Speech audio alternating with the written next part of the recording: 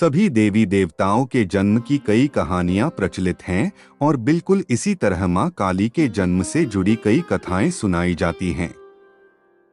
उन सभी कथाओं में से एक कहानी है जो सबसे ज्यादा प्रचलित है। बात उन दिनों की है जब एक शक्तिशाली राक्षस दारुण का अत्याचार तीनों लोकों में बढ़ गया था। तीनों लोकों में सभी इससे बहुत परेशान थे। सारे देवता दारुण के हाथों मात खा चुके थे। दारुण को वरदान मिला था कि उसकी मृत्यु एक स्त्री के हाथों ही हो सकती है।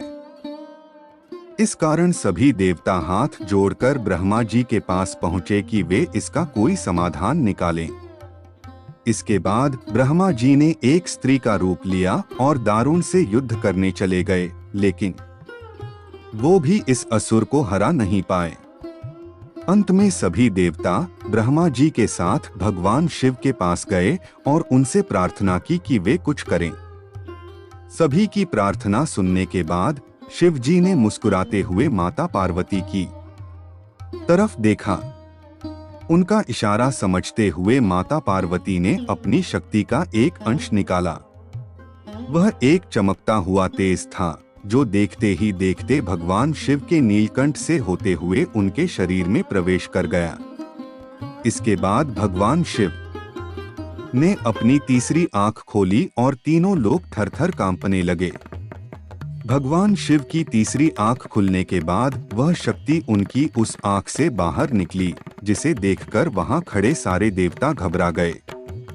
उस शक्ति ने एक विशाल और रौद्र स्त्री रूप ले लिया था। उनका रंग रात सा काला गहरा और जुबान खून जैसी लाल थी। चेहरे पर आग सा तेज था और माथे पर तीसरी आंख थी।